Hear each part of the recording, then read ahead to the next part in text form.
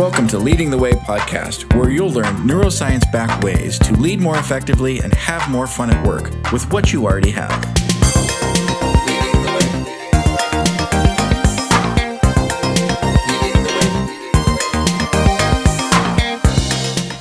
Hey there, it's Chris from Leading the Way, and I'm so excited to be with you today. I'm so excited to share with you another phenomenal guest. This time it's Russell Creed. Russell, thank you so much for being on the show with us today.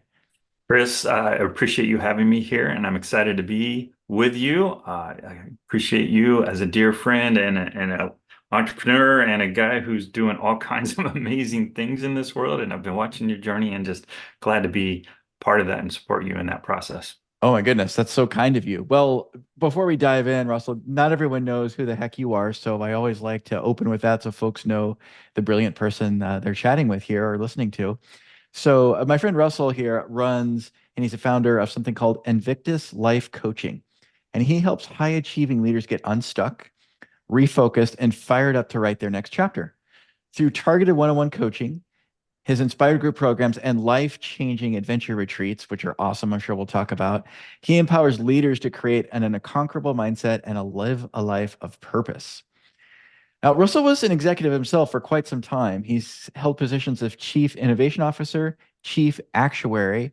If you don't know what that is, that means crazy smart person, and Chief Underwriter for a major insurance company. Despite that success in that world, he also knows the pain of not living up to your true potential and the shortfalls that can happen in a life in corporate. It's only when he was sidelined from a life-altering illness that his true passion and his purpose came into view for him. And while that shook him to his core for sure, this miraculous healing journey shifted his perspective of what's possible for him and for all of us. So, knowing so many successful leaders were struggling with issues and stagnation in their personal and professional lives, Russell became a certified David Bear coach. This is a very elite coaching program. It's one of the Fortune 500's fastest growing companies. And he built a program that helps leaders take back control of their destiny. So, through a mix of neuroscience, cognitive mindset, spirituality, even, he helps leaders reach a new level of confidence, drive, and authenticity. And as the result, to become better people in every way, professional spouses, fathers, and friends. So, Russell, again, so excited to have you here. And let's dive in. Yeah, So, absolutely. Thank you for that kind intro. oh, yeah, it's all true stuff, right? It's easy. Yes, absolutely. One thing that I hear a lot from my clients, I'm sure you do from yours, is we're in a time of increased stressors on the system. Mhm. The financials are really tight with inflation and a bunch of things. We're in an election year, which is always special and fun for that. And then, we've got a mix of different types of people and different generations. We have younger generations that are looking for authenticity that hasn't been a mainstay of Gen X or baby boomers. So all kinds of pressures on the systems, layoffs happening. Um, you know, what do you see as you talk to clients of those pressures on the system, and then in your own career, how did you deal with that level of pressure for you and your team? Yeah, you're right, Chris. There is a whole lot of pressures out there and a lot of stressors coming at us from all kinds of different directions. And one of the things that I think was key for me in really understanding what was going on is being able to recognize that the impact it had on myself. Mm, We are designed to really be in a state of rest. That's our natural state. That's mm, when we are creative. That's when we're energized. That's when we have access to all kinds of our resources. yeah. And all these stressors can naturally put us into a state of fear. We Mm, call it all mm, kinds of different things, but in reality, it's a fear-based response. It uh, might, it might look like anxious, and it might look like overwhelm. It might look like stressed, right? And all these things, while they seem to be coming from the outside, what I learned that was really transformational for me is that they were really driven by what was going on inside me. oh, wow. So let me give you an example. Okay. One I deal with a lot is overwhelm. I feel Mm, overwhelmed. I feel overwhelmed because there's so many things to do, right? There's yeah. always a lot to do. There's deadlines, and it feels like there's so many things to do. You can Yeah. hear it in the story, right? And it feels like I don't have enough time to get it all done. And it feels like there's too much to do. Well, all those things that I just shared are basically stories that I tell myself. Mm. There's too much to do. I don't have enough time. Mm. So many things. And it's in that um, uncertainty, it's the lack of clarity, Yeah. the lack of specificity that lets our minds make it feel bigger and more than it really is. And Mm. that's what leads to the overwhelm. It's not the 15 things that are on my to-do list. It's not the 5 deadlines that are looming. It's not, all the things that you have to do. It's that you think there's all these things that you have to do. And that's really what drives the overwhelm. Yeah. And so by learning to manage that and learning to recognize my own triggers and learning to manage the story I'm telling myself, I mean, that became a key for me in being able to address that. Right. Let me see if I got that right. So I think it's a subtle difference. There's going to be that to-do list. There's going to be those things to do in life, kids to take to camp, a bunch of Yes. chores at home, projects looming, issues at work, and all of that. But it sounds like instead of making the story up about I can't or I'm overwhelmed or I need to freak out, which is the movie many of us play in our heads if we're being Yes, honest, absolutely. right? That's the Marvel blockbuster that's what we're playing, and we'll make true. Um, Instead of that, making all that story up, we create a different meaning about it. So it doesn't take away those to-do lists. They're still there. We're just not making up that I can't do it or I'm overwhelmed or I'm not capable or disaster will happen. Is that kind of right? That is exactly right. Okay. And we can take it a step further because when I fall into that place, and this is what would happen to me all the time, and the thing I had to learn to recognize and navigate. When I get into that place, there's so many things to do. Now, behind that is this idea that I have to do it all by myself. Mm, mm, And so I'm no longer asking for help. I'm no longer delegating. I'm no longer tapping into the resources around me right. because I'm not even creatively thinking about that. Uh, I'm focused on I've got all these things to do and yeah. it's all on me, right? Mm, So it's when you can step back and recognize that you start to open up other possibilities. right. And as a manager of people, as a leader in an organization, that's crucial because one of the things you have to learn to do is delegate. Yes. And when's the right time to delegate and what's the right stuff to delegate. And if you're in this vortex of overwhelm and I've got so many things to do, it's Mm, hard to think about those things. right. Right. And you have a unique perspective. I know a tiny bit about actuaries having worked in insurance before, but one thing from my perspective would say is your specific role in actuary is you're doing all the math behind claims to keep a company solvent. I'm way oversimplifying it, but it's an incredibly complex set of systems and working with regulatory and all sorts of other things. And I'm sure pressure from sales, we really want to bring this group in, and you may be have the bad news of like, well, we could do that, but we're gonna become insolvent, not be able to serve them. Right. And you probably have lots of crazy smart people that may or may not be introverts working on the team, right? Is that roughly the landscape of a chief Yeah, you, actuary? you've touched you've touched on what, as a chief actuary, you're responsible for all the financial reporting, particularly from the insurance side and Mhm. making those projections. And when you're in a publicly traded company, there's a tight deadline on all that, right? Right. A lot of Right. pressure on a regular basis. And you're navigating all your team. And I had a very smart, capable team when I was when I was chief actuary, of course, Yeah.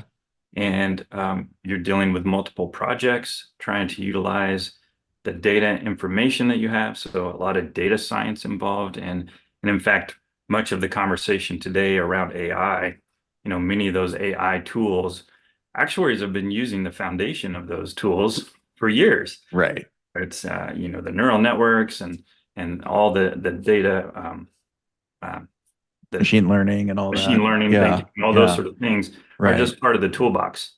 Right. Sure. And so you've navigating not only the reporting side, but the sales side and possibly the research and development side of an organization. Right. So you've got uh, all sorts of awareness going on from a corporate side, but if that awareness doesn't isn't inside for you about what you're making overwhelm, that sounds like, for lack of a better word, it's kind of a deadly trap, right? It's that stress becomes stress you take on and put in your nervous system and the cortisol and adrenaline pump. And right? Could even lead to sickness and disease Absolutely. if we just absorb that like a sponge. Yeah. Yeah, and I know you just sort of hinted at it in the intro, Chris, but that's really my story. Yeah. Before I had those tools, before I understood what was really going on within me, I did just internalize a lot of it Yep. and kept my head down and kept moving forward. And as a result, I ended up with a very serious illness. Mm. Nearly took my life. And it's through Wow. the process of uh, looking back, seeing what was the cause of that, and starting to operate differently. Yeah. That I gained to become aware of how important it is to navigate the internal landscape in addition to the external. Yeah. Wow, that's powerful. And did that change? I would imagine it would, your leadership style with your team, having gone through that? Because I'm just knowing you, you're a kind-hearted, giving kind of human. I would imagine you'd want that same for your team. What changed for you in your approach?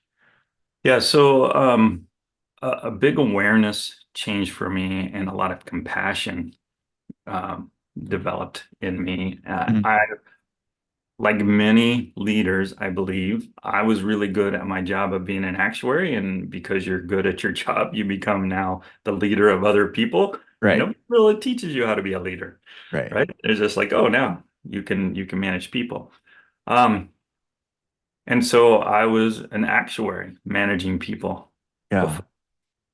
And it's afterwards that I really became that leader because I understood more about people and how mm, people work and operate simply from learning more about how I operate, yeah, right? Understanding the mind. And I know this is part of the work that you do too, in terms of understanding how the mind influences things beyond just doing the smart stuff, doing the programming or the actuarial science or right. all those things that are very skill based, Hmm. but there's a very human element of this too, in terms of how we operate as humans and understanding that human operating system. Right, right. I'm glad you brought that up too, because those super brainy activities and problem solving and all of that, that generally exists in our cerebral cortex way up front. And Mhm. there's gateways to get to that. And a lot of us aren't aware of that or forget about it and a stressful moment. And so when we're stressed or freaked out or for whatever reason, our nervous system, which we don't always completely control or aren't always aware of, is saying there's a fight, flight, freeze event, or we need to be emotional, or here's the Marvel movie I'm going to play for you. Those literally block, right? The neural pathways to problem solving, collaboration, peacefulness, all that stuff that lives up here. And so, Right. our teams, when they're stressed out, they literally can't do that work. And us getting mad at them or putting them a performance improvement plan isn't going to make it better, right? It's Yeah. Or simply trying to address, the workload itself, right. right? Right. I mean, that's kind of ancillary and it's important, but it's not really core to making that shift to setting everyone up for a win. Yeah. Yeah. Yeah. Yeah.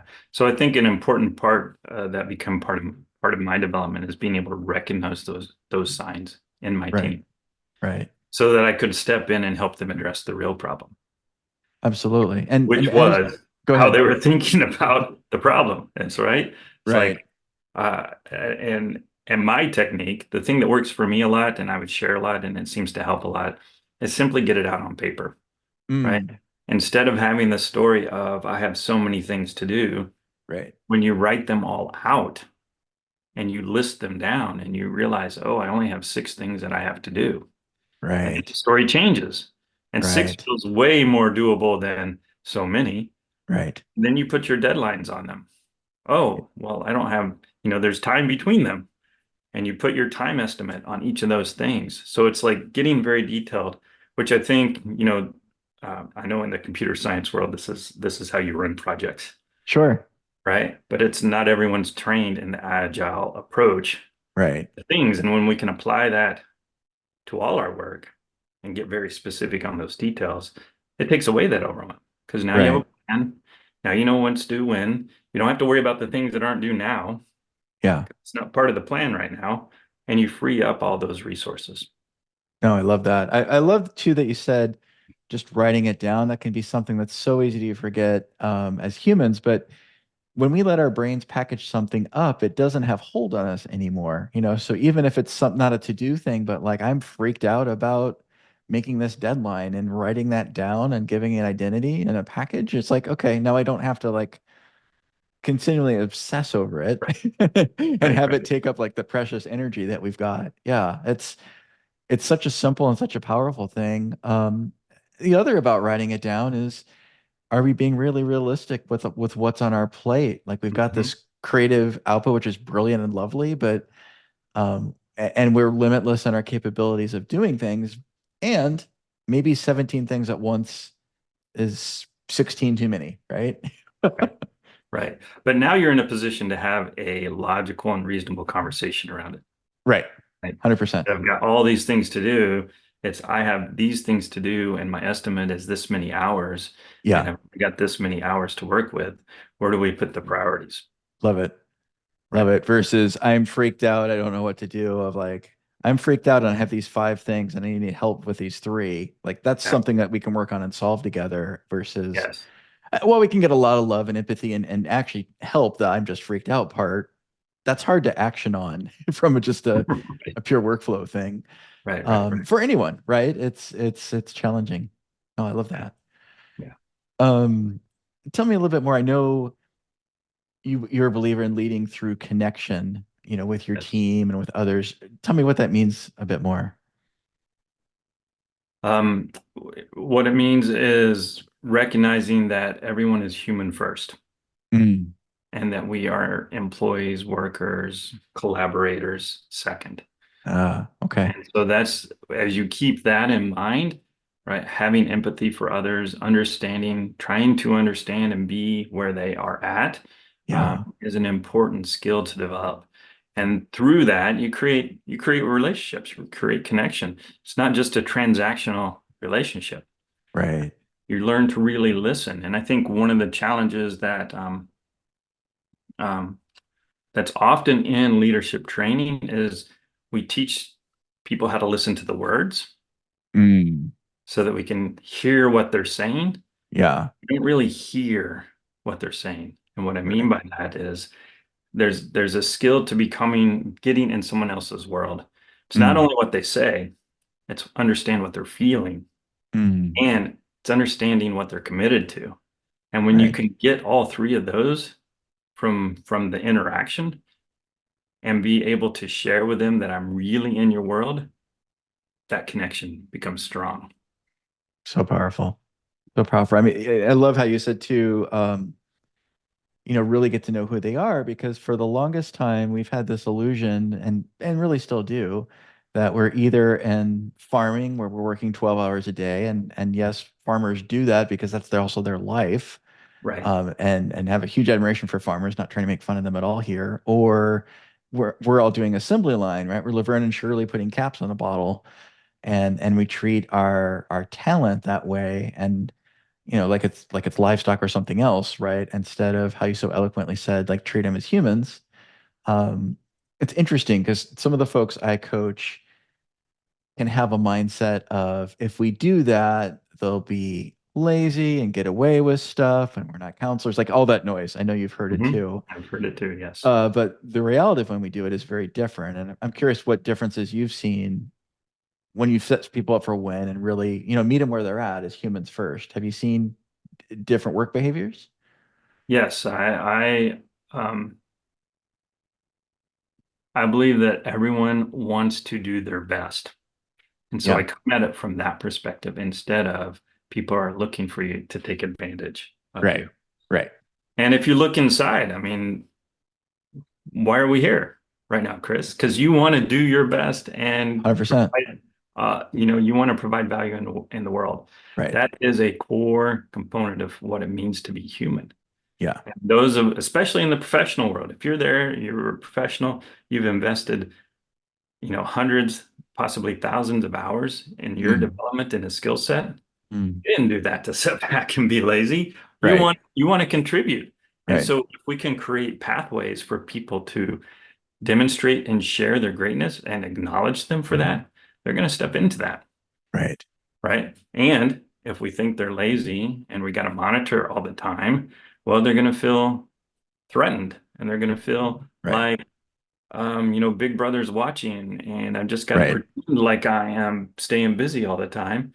And we're missing out on um, those great ideas that they have, Right. uh, all the other things they can contribute, them showing up fully, Right. because showing up guarded.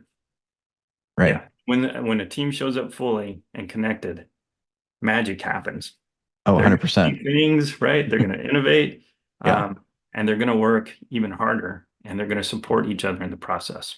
Oh, yeah, very much so. And just to put some numbers on, I'm in full agreement with you. I was just reviewing a place I work, and this isn't to toot my own horn at all. This is how this stuff really works. To put a number on it, there was an effort that large corporation was doing what large corporations do, and it took them nearly 4 years to do this thing because it was risk adverse, want to make everyone happy, just this command control junk that doesn't really breed innovation or move forward, but everyone felt safe about it, right? And at the end, they actually didn't release the tool that they wanted to. And they Mhm. asked for a different approach and went in and did that. And in a few months, it was live with 800,000 folks. And I only share that because sometimes folks get, oh, it's a soft skill thing, but there's a hard result to this. I mean, in this case, it was, an $8 million spend versus 150K and live in a few months versus never live. And I think folks miss that sometimes when you're fully Mhm. engaged with your team and you let your smart people go. And everyone's smart in different ways, by the way. So all your people go. Right. The results are both, top line, bottom line improved significantly. I mean, orders of magnitude in this case. It was 13 times faster, and I can't do the math. It was like 2%. You probably can do the math. 2% of the total cost. And that's maybe dramatic, but really it's not Yeah. because those employees were showing up probably about 2% in that command control organization and didn't feel Mhm. safe. And so, of course, it took forever and didn't release. So, and I'm Yeah. sure people listening to this can probably relate in their workplace. They've seen those things happening. So, Yeah. shifting a little bit as a leader, how can you identify that and what are some simple things leaders can start to do to help set up their teams for a win or to help them, connect with them as humans? Yeah. One of the things that I began to think of myself was I was the chief culture officer of my team, Mm, right? And so it's not just a one do this sort of thing, and that's going to um, create the change. It yeah, takes time and it takes building a culture. yeah. So there's some very fundamental pieces, making sure that everyone is bought into um, what that culture of the team looks like. And Yeah. so one of the things that we did as a team is we established our values as a team, how we wanted to show up. How do we Mm, want to show up to support the mission? Now, the mission's usually clear because the mission's going to come and it's part of the corporate structure, right? right. And that's a role that you have to fill, and that's the mission you're committed to as a team. Right. And how you do that, how you show up on a day-to-day basis, you have some control over that. And Yep. so you can make some decisions around that. And so one exercise we did as a team to start to build our culture is really do that, do a values exercise. Nice. What's everyone stand for? What's the values that are important to them? And then look what's in common and then create that and agree to that as a culture. So my last team, like integrity was a key component of it for everyone. So it became Yeah. a team value. What does integrity mean? It means we do what we say we're going to do. We show up when we say we're going to show up. Yeah. And when we do the projects we say we're going to do. And when we can't get them done in time, we communicate about it. So Right. we're upfront and transparent around that. Collaboration was an important point, and Mm, that became a value. And we would review those weekly as a team, wow. review Wow. our values weekly. We had a weekly standing meeting. The first part of the meeting was always review our values. So we recreated them as a team. Wow. We took turns, like, one person would share one value, another person would share the next value. And then the next part of our team meeting was someone would speak in more in depth about the team value, one of the team values. They Wow. could choose which one is important to them and share something. So we were Right. really instilling that into our culture. So we became a culture of integrity. We became a culture of collaboration.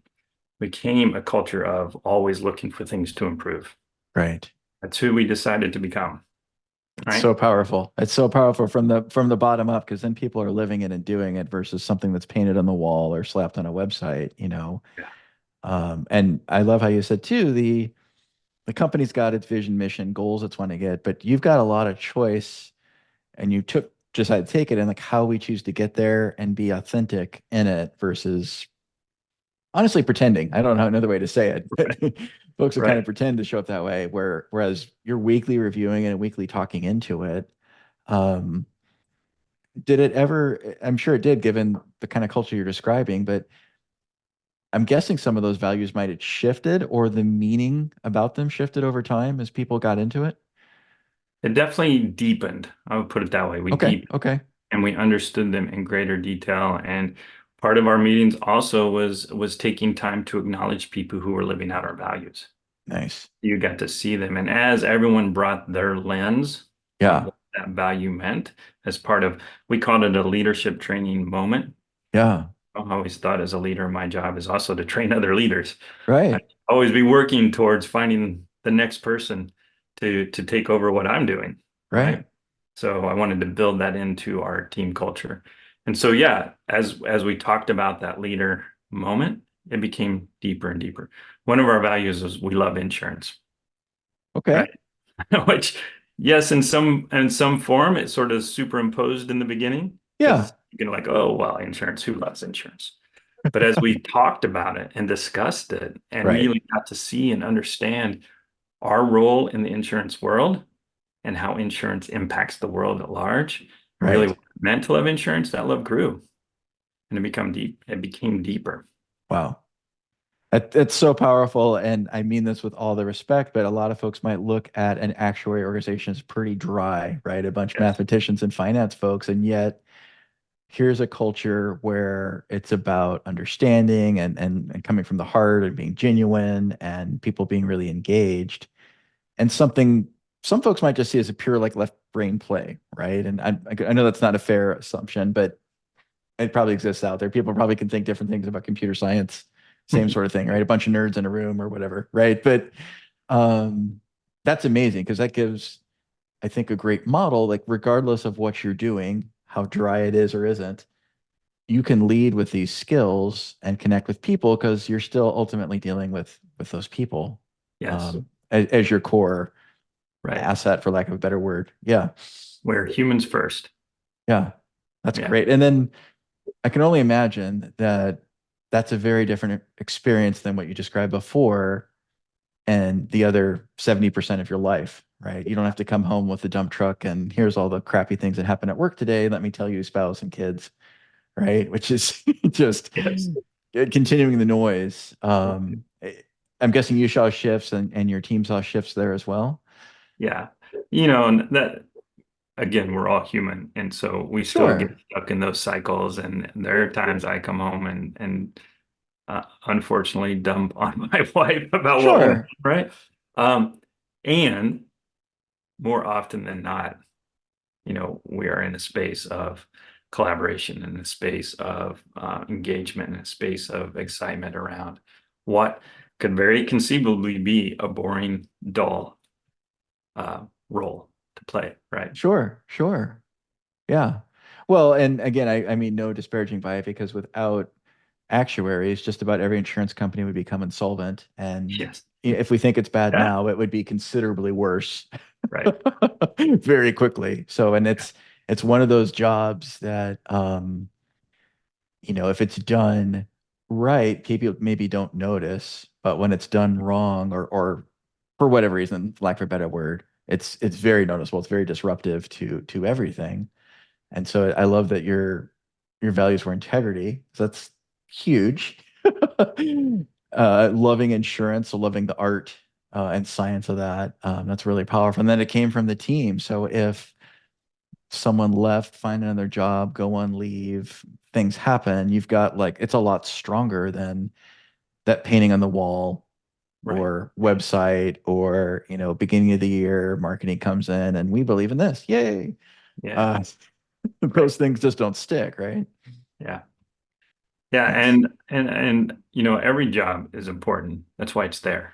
Yeah. so easy to look at somewhere else and get that grass is greener on the other side kind of mentality Right. and forget to focus on the role that you play. I remember a parable about these bricklayers. Mm. You're probably familiar with this, right? Um, a guy they're building a church. These bricklayers are building a church, and the priest is coming by to check on the progress. And the first bricklayer is, just going through the motions and asks him what he's there for, and he's basically saying, "I'm just laying bricks," Yeah. right? But you can tell in the way he's showing up. And then it goes on to the next bricklayer, and the bricklayer he's a little happier, but he's like, "Yeah, I'm building this wall." So he's seeing a bigger picture, and then it gets to the third bricklayer, and who's all happy and cheerful and whistling while he's working. It's like, "What are Mm. you up to?" He's like, "I'm building a temple for people to worship." Right? Nice. And so they're all three doing the same thing, laying bricks. Right. Could be boring and monotonous and tedious, but Right. the perspective and the vision of what they were up to really drives how you show up and what you see Yeah. and who you become. So powerful. Yeah, and then your belief system about yourself. I'm just a Right, bricklayer versus I'm creating a temple. Yeah, that's right, right. beautiful. I love Yeah. that. So we've talked about your corporate experience, and I know now you're an executive coach and helping others. But one of the special sauce things I know about you is you lead these epic events. Uh, Tell our audience why did you go to events and what are they about? Yeah. Or and events might be the wrong word, so correct me. Uh, Gatherings, events is a good description. Okay. So, let me back up a little bit and tell you a bit more about my story Yeah, great. because one of the things that we mentioned that I had a very serious health event, Yeah. and it nearly took my life. Mm. Thankfully, I was saved thanks to our healthcare system that does some things very fantastically. I'm a liver transplant recipient. I Wow. had a very rare liver disease that almost ended my life. They don't Mm. know what causes it, not from, living unhealthy. I Right. was living a very healthy life and ended up with this disease. Wow. Again, kind of spoke into it was probably the stress and the anxiety and things that I was internalizing Sure. led to that. But so I'm a liver transplant recipient. That was a very traumatic event in my life. For sure. And in my recovery from that is when I began to look at my life and realize that I'd not really created a life I wanted. Mm. And as I started to look around and read and learn and understand about who we are as humans and how we operate and who I am as a man and Hmm. what my role in society is, um, I ended up at a retreat for men. And one of the things I learned at that retreat was that I really didn't have any core group around me. Like Mm. I've been focused on my career, I've Yeah. been focused on my family, I've been Right. focused on serving and giving, but I Yeah. never took care of myself and built Mm. my own group around me. Mm. And so most of the events that I've been leading lately have been really focused on professional men Yeah. to help them reconnect with other men and begin to rebuild a tribe. Like our Nice. society no longer is designed to where that's natural. You Right. mentioned agrarian society earlier, right? Right. I used to be part of the culture. Men Yeah. would work the field together. Right. You're helping your neighbor all the time. Put a barn up together. Right. Yeah, there's this Right. built-in um, mechanism for creating those connections. And we Right. don't have that anymore. You go to the Nope. office, you isolate in your office, you isolate in your cube. Today, we isolate in our own homes and Right. speak over a little box like we're doing now, Right. which serves a great purpose, Right. but it doesn't lead to that connection beyond. Sure. So my events are originally designed to help facilitate and foster that connection and to Wow. bring men out into the woods so they're outside of their environment, out of the day to day, and Nice. have an opportunity to open up and be authentic. Very nice. The other thing that I learned particularly for men to connect, is one of the key components that really unlocks the door that allows them to start to open up and be authentic is to do something together. Hmm. Go Right. on an adventure, right? Right. Do an Right. adventure. Once you're on the adventure, now we're chatting, we're talking, and it creates the platform for more to open up. Yeah. There's a few more steps to really get to that level of authenticity, but it starts with we need an adventure together. Yeah. No, And that's so smart because every other male I know, and I'm sure there are exceptions, we have this heavy doer thing that feels like locked in our DNA. We're happiest doing. yeah, And it can be a blessing and a curse. Like it can be more challenging to listen and take in and be empathetic when that's important, but it's a blessing because we like to get things done. Um, and I love that you're doing that with the team because that's just a natural happy zone place for many, many, many men. I'm sure there's some listening like, dude, I don't, that's not for me. I'm like, God bless you. But for all the rest of us, that's a normal sort of way of being. hmm And I would imagine it feels safe doing that, right? So it's easier to show up as your authentic self where you feel safe versus this is awkward and our guard goes up. right. Yeah. The other thing that about it is generally men like to talk when they're shoulder to shoulder, Oh, okay. not face to face. Interesting. It's a very confrontational thing. So it's hard to get authentic when you're just face to face. Now there are there's people who've trained in that and have become more comfortable in that, Yeah. but in the beginning, it's that shoulder to shoulder. That's why you have this, if you think about it, when dads need to go have a conversation with their kids, or Right. well, let's go take a walk. Let's go for a drive. Let's Right. go fishing. Yep. Why? It's so we can talk like this, Right. side to side, and we're not looking at each other. Yeah. And when we do retreats, the fire pit becomes a source of concentration so that we don't have to look at each other. And it Interesting. creates a doorway for allowing people to open up, allowing men to open up, particularly. Right. That's awesome. That's very powerful. So you do these multiple times a year.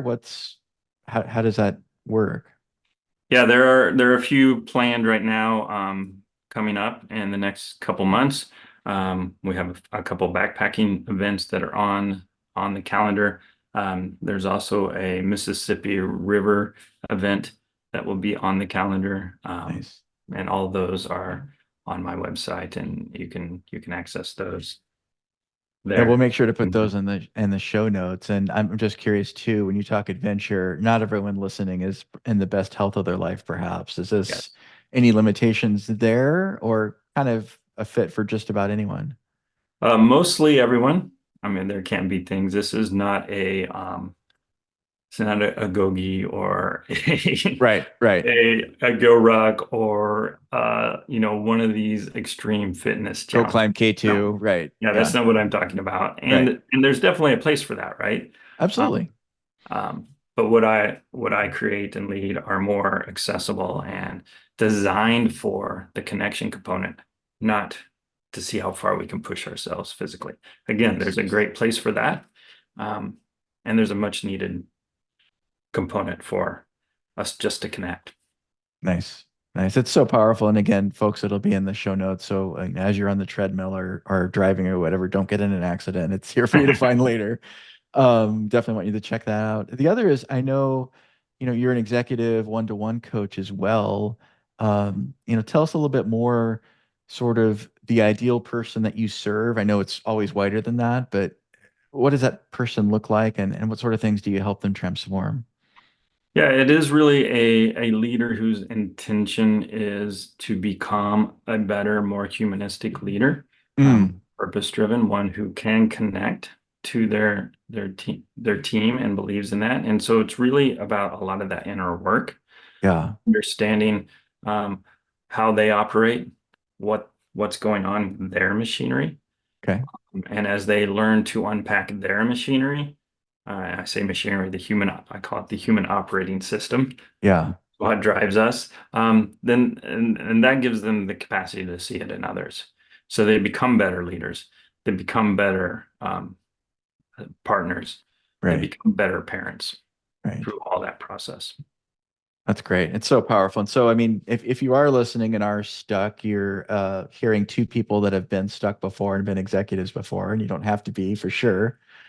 The nice thing is there's a path out and there's neuroscience and proven ways to help you get there. You don't have to stay in that suffering. And there's incredibly talented people like Russell that'll absolutely help you achieve that. So just know that if you're out there, file it away if you're not ready to take action now. But if you are, Russell's a great person to reach out to. And again, that'll all be in the show notes.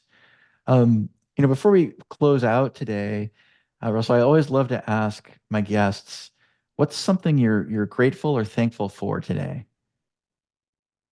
Well, Chris, this might sound a little trite, but I'm grateful to be alive, Yeah. right? And there was a day and a time when I was not grateful to be alive. Um, Mm, so when I say that, there's a lot of depth and meaning behind it because it took me a long time to get to a point where I was grateful to be alive. yeah. And it's through the work that I lead others through that help do that. But when I say it now, yes, I am grateful to be alive and I'm Yeah. excited to be alive and I'm excited to be here with you. I have so many things to be grateful for. And I could go on. We could spend a whole hour on just that. That's a whole podcast. Yeah. Yeah, that's a whole podcast. Let's schedule another one. Absolutely. Russell, that's great. Thank you so much. And I hear that deeply, grateful to be alive when alive has that meaning that it does for you and that you help others find so they can have it for them. Thank you so much for being a guest on Leading the Way. Really glad to have you here. And Thanks, for Chris. those, of course, of course. And for those listening, be sure to like and subscribe and do all those magical things so you won't miss other great guests like Russell. We'd love to have you here and serve you well. So thank you so much, leaders. Keep taking care of yourself. Keep that constant improvement. There's always ways that we can get better. Keep being kind to yourself and keep leading the way. Thank you. We'll see you next time.